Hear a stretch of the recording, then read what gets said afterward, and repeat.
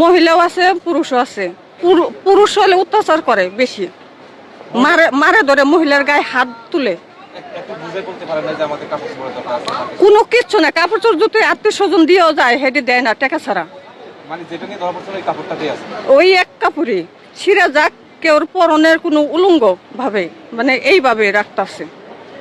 এখন আমরা থুয়াইছি মানে 10-12 জন আছে বাঙালি,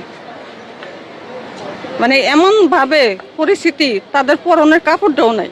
না, এটা বন্ধ করেন, এটা আপনি বন্ধ করেন। একটা লোক যিনি সৌদি যিনি যায় না, সৌদি অনেক খারাপ, পরিবেশ ভালো না, ওরা এমন ভাবে অত্যাচার করে তা কর মতো না।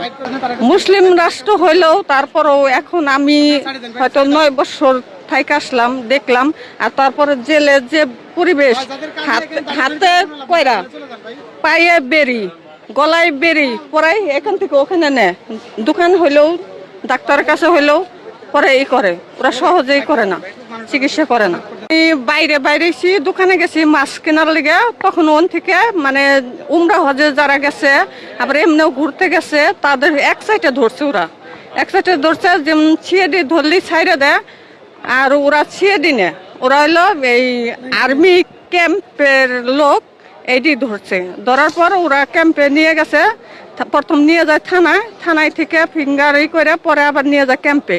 মানে ওইটা সফর জেল না, ওইটা একটা ক্যাম্পের সিস্টেম করছে এইটা। আর যে পরিবেশে রাখে ওরা, যে খাবারগুলো দেয়, কিন্তু মানুষ 1 মাসেই মারা যাইব গা অসুস্থ।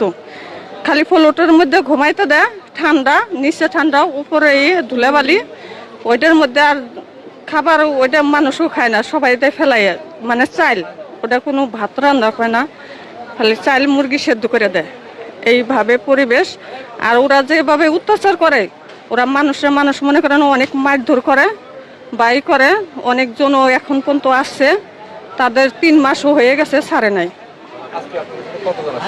আজকে আমরা আসছি 115 জন। 115 জনের এম্বাসিটি থেকে ফোন দিছি, ফোন ধরে না ওরা, বাংলাদেশের এম্বাসিটি। পরে আবার এম্বাসিটিতে গেছে, লোক গেছে, যাওয়ার পর তারা সবাই বাইর করে লাইন ধরে দাঁড়ায় বলতেছে যে আমরা এতদিন আসতে পারিনি আপনাদের কাছে, আমরা বাঙালি পুরুষদের নিয়ে আমরা আছি, এখন হেদের পাঠাইছি, এখন মহিলাগো পাঠামু। পরে আমাকে 2-3 রুমে ছিল 380 জন।